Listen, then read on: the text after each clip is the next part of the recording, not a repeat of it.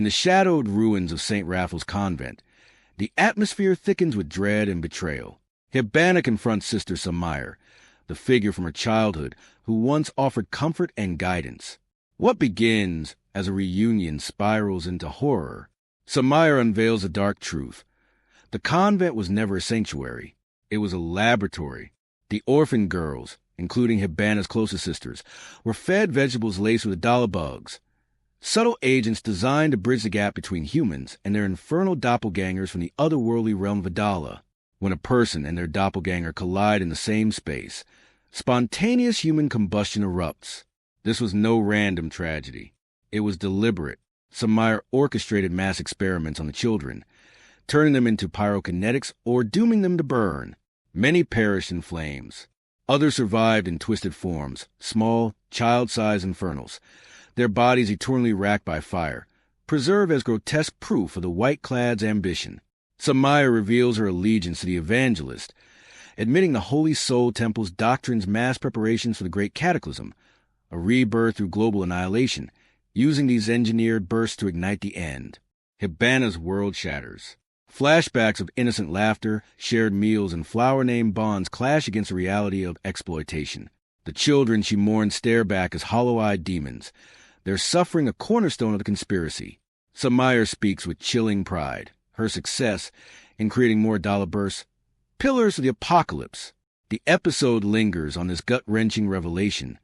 The emotional weight of faith corrupted into child experimentation and religious extremism laid bare. Abruptly, the tone fractures into absurdity. Arthur Boyle, ever the delusional Night King, pursues his quest for the ultimate holy sword. Joined by Vulcan, Lisa, and Yu, he storms through Asakusa streets, interpreting everyday sights as legendary trials. Dragons hide in market stalls. Mythical gems gleam in vendor stalls.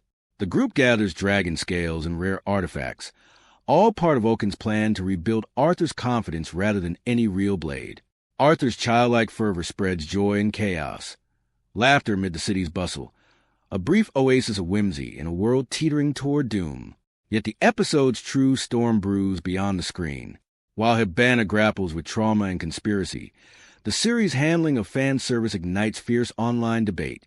Tamaki's arc, her lucky lecher lure, turning accidental exposure into a recurring gag, draws sharp criticism as outdated, gratuitous, even exploitative. Detractors, often labeled tourists by die-hard fans, argue it clashes with serious themes of loss, faith, and apocalypse, accusing the show of ignoring modern sensitivities around sexualization, especially of female characters. Some call it forced justification for eki tropes in a woke era, where anime should evolve beyond objectification. Defenders fire back fiercely. They praise the refusal to tone down content as bold resistance. Proof Fire Force prioritizes its roots over pandering to international or casual audiences demanding censorship. In heated discussions, the lewd elements are reframed as plot-relevant, tied to hope, vitality, and human continuation. One viral sentiment declares lewdness as hope, turning complaints into fuel for gatekeeping real fans against newcomers who can't handle traditional shonen eki. The tonal whiplash, dark child horror juxtaposed with Arthur's comedy and Tamaki's antics, becomes Exhibit A in the divide, either genius subversion or cringe-worthy deflection.